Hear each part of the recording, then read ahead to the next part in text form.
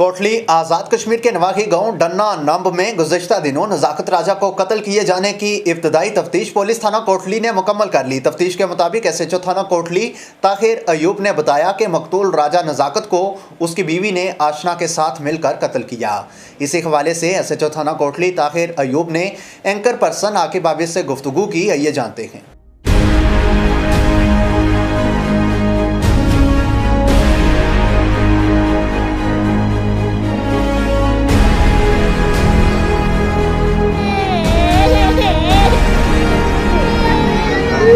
गुज़िश्ता दिनों कोटली आज़ाद कश्मीर के नवाही गांव डन्ना में कत्ल होने वाले नज़ाकत राजा की इब्तदाई तफ्तीश पुलिस थाना कोटली ने मुकम्मल कर ली। तफ्तीश के मुताबिक SHO थाना कोटली ताहिर अयूब ने गुफ्तगू करते हुए बताया कि मकतूल नज़ाकत की बीवी ने आशना के साथ मिलकर शोहर को कत्ल किया। सर, ये सारा इंसिडेंट क्या है और आपकी तहकीक और तफ्तीश में क्या चीज़ सामने आई है? बिस्मिल्लाहिर्रहमानिर्रहीम। ये 22/10/17 को हमें तकरीबन रात के 11 बजे इत्तला मौसूल हुई थी कि एक नज़ाकत नाम का बंदा है, वो अपने घर के सहन में मुर्दा हालत में मौजूद है। तो जो एहलियान दे हैं उनका शुबा था कि इसकी मौत में कोई प्रॉब्लम है, बज़ाहिर इसकी मौत जो नेचुरल नहीं है। तो ये इत्तला सुन के हम वहाँ पे मौके पे गए। फ़ौरन मौके पे जाके हमने वहाँ से जितने भी लोग मौजूद थे जो जय वकूफ़ है वहाँ पे आ गए थे, उनसे दरियाफ़्त की हमने। फिर हमने नाश को जो है ना वो कब्ज़ा में लेके उसका पोस्टमार्टम करवाया। तो हमारी जो सरसरी दरियाफ़्त थी, जो इन्वेस्टिगेशन थी इनिशियल, उससे हमें ये पता चला कि ये नेचुरल डेथ का वकूआ नहीं है, बल्कि इस डेथ के पीछे एक पूरी स्टोरी कार फरमा है। तो हमने सरसरी इसमें को 2-3 दिन से इन्वेस्टिगेशन कर रहे हैं। अभी तक इन्वेस्टिगेशन में ये बात सामने आई है कि ये जो मकतूल है उसकी बीवी गुलनाज अख्तर जो है, इसके मुलज़म इसरार से अरसा तकरीबन 7-8 साल से इसे नाजायज़ मरासिम थे इसके, ठीक है। तो ये इसका जो खामद था मकतूल, वो मूवी मेकिंग का काम करता था।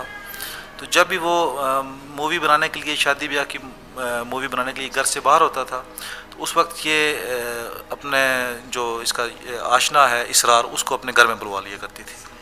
तो जिस दिन ये वाक़या हुआ उस दिन भी जो मकतूल है उसने अपनी बीवी से ये कहा कि मुझे किसी ज़रूरी काम के सिलसिले में पिंडी जाना है, लेकिन दर हकीकत जो है ना वो उसने पिंडी जाना नहीं था, उसको शुबा था अपनी बीवी के ऊपर। तो वो बीवी को यही बता के गया कि मैं पिंडी जा रहा हूँ। तो वो आगे पीछे थोड़ी देर को 1-2 घंटे के लिए आगे पीछे रहा। तो उसकी अदम मौजूदगी में बीवी ने अपने आशना को घर में बुला लिया, घर में बुला के ज़नाकारी की घर से। तो अभी उन्होंने ज़नाकारी, जो अभी तक की तफ्तीश है उसके मुताबिक ये है कि अभी उन्होंने ज़नाकारी की नहीं थी, सिर्फ कमरे के अंदर मौजूद थे। तो इसी दौरान जो है ना वो उसका खामद वापस घर आ गया। उसने जब सूरत हाल देखी कि बीवी किसी अजनबी के साथ कमरे में मौजूद है, उसने पहले दस्तक दे के कमरे को खुलवाने की कोशिश की, लेकिन जब उन्होंने कमरा नहीं खोला तो उसने ज़बरदस्ती दरवाजे को तोड़ के वो अंदर दाखिल हो गया। तो जब उनको अपना राज जो है ना वो फाश होता नज़र आया, तो उसके बाद उन दोनों ने मिल के तो उसको वहीं पे दबोच लिया और उसकी जो है ना वो गर्दन रोड़ के उसकी सांस बंद करके उसको भी मौके पे कत्ल कर दिया उसको। SHO साहब, तहकीक और तफ्तीश में ये किस हद तक, मतलब कि आपने क्या देखा और क्या समझा है कि यानी कि इनने पहले से कोई प्लानिंग की हुई थी उन्हें मारने की, या कि इंसिडेंटली यानी कि अचानक ही कुछ इस तरीके से ऐसा माहौल क्रिएट हुआ? नहीं, अब तक की तफ्तीश में जो बात सामने आई है उसके मुताबिक ये है कि इनका प्लान पहले से उसको कत्ल करने का नहीं था। बेसिकली वो ज़नाकारी का मुर्तकिब हो रहे थे, लेकिन उसके आने के बाद, मौके पे आने के बाद वहाँ पे माहौल ऐसा डेवलप हुआ कि उनको अपना जो उनका राज था जो ज़नाकारी वाला, वो ज़ाहिर सी बात है उनको वो रंगे हाथों पकड़े गए थे। तो उस वजह से उन्होंने फ़ौरी तौर पर जो है ना वो इसका एक ही हल यही समझा कि इसको मार देंगे तो हमारी इज़्ज़त बच जाएगी। उन्होंने अपने आप को बचाने के लिए या अपने राज को छुपाने के लिए, अपनी ज़नाकारी को छुपाने के लिए उन्होंने ये वाक़या किया। SHO थाना कोटली ताहिर अयूब ने बताया कि अगर इस कत्ल केस में कोई और भी मुलव्विस हुआ तो पूरी दयानतदारी के साथ उसे कैफिर किरदार तक पहुँचाएंगे।